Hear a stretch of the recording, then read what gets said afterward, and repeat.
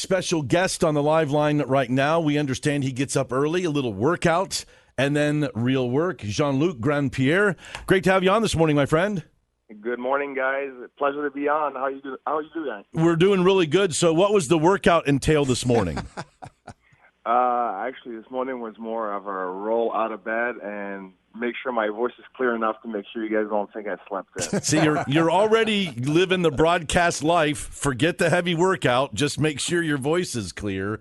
And, before we get rolling too much, you're going to be interacting with Dave Metzold during the season. We apologize for that.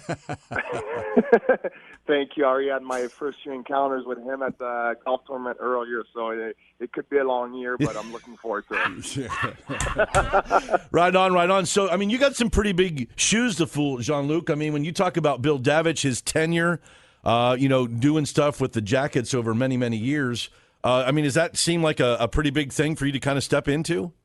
It really is, and Billy is someone that I have the utmost respect for, and I've known him since 2000 actually. So ever since I've came with the Blue Jackets organization, he's been part of it in some function.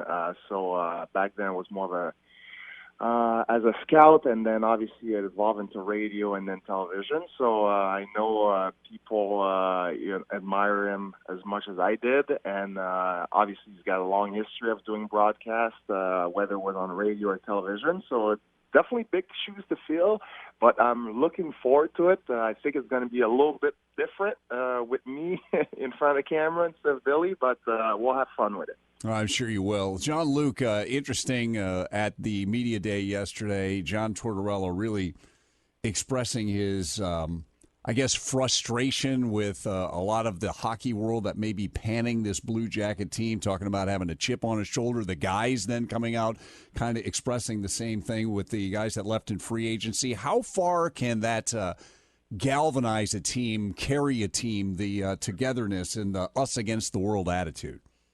I think it definitely can help them, especially, to get closer. Obviously, last year there was a lot of, I would say, controversy around the team because some of the players that decided to leave and, halfway through around the trade deadline didn't get moved, and it seems like there were more meetings with the Blue Jackets last year than a Fortune 500 company crumbling last year. So, but somehow they made the playoff and had a surprising run, really got the city behind them.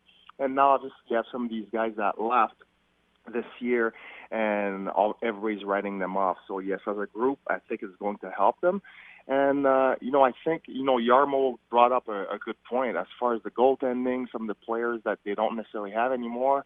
He has $10 million left of cap space that he can use. So if things don't pan out, he can always find, through trade or even free agency, find other players. But right now, I really believes in the group that he has coming in. And obviously, none of us have seen any of these young guys coming in. So he had something to say about Texier last year. It worked out, so who knows what's going to happen this year. Jean-Luc Grand-Pierre, our guest. We're talking Blue Jackets. You were one of the original Blue Jackets, Jean-Luc. It's got to be so satisfying as we streak toward, 19 years now with the franchise to see where they are, and that, when we talk Jackets, we're always talking, hey, we're going to make the playoffs or what? I know it's something that now it's almost like an automatic thing that you talk about. It's like, oh, I can't wait till playoffs, which is kind of crazy if you look at the history of the franchise. As far as all the newer franchise that made it to the playoff, obviously the Blue Jackets is the one that took the longest to get there. And now over the last 3 years, obviously making the playoffs is something that people take for granted. But we have to remember, even it's a matter of inches, and the game is so fast. You look at last year's team; they almost missed the playoffs, and somehow they made it and played the Tampa Bay Lightning and swept them in 4. So that just shows you the difference between making the playoffs and not making it. It's so slim, so thin. So this year again, it's going to be a battle. Not only did they lose guys, but the Metropolitan Division is so tight and so competitive this year. Definitely the hardest division to play in the NHL. Obviously, it's great for the fans because they get to see great teams, great players all year long. But for the players, they get to play those teams 4 or 5 times a year. So for the Jackets to get back there and get into the playoffs and make another run, what kind of a style of team, Jean-Luc, do you think John Tortorella has to build with this group, given the fact that they lost a lot of skill with Brad, lost a great goalie in Bob, and what kind of a team does this have to be? I think they need to be a disciplined team. John Tortorella talked about it yesterday about the way you coach now. You cannot. Back when I played, you played within a system that was extremely tight. You know, it was like, all right, right winger, you get it in, you dump it, you don't pass this circle. Now the game is so fast, and the players are so much more creative. You don't want to limit their, I want to say their creativity on the ice, yet you want to make sure they don't make the same mistakes over and over again. So if you look at Panarin last year, I don't think he needs a system because, he was just on the ice and his talent could speak for himself. So I think this year they'll be a little more disciplined as far as respecting the system and a little tighter defensively because they don't know yet what they have in net for sure. So they want to make sure that they don't give too many prime chance opportunity to the other team. So, but as far as speed, excitement, and physicality, I think it's going to be a really fun team to watch. Should be a great season. First preseason game coming up Tuesday, September 17. Opening the season October 4th. The Leafs are in town. Jean-Luc, before you roll, I got to get to traffic and weather, but I just want to throw one thing out, just kind of a thought starter. And I hope this doesn't come off as I'm trying to harsh you or anything.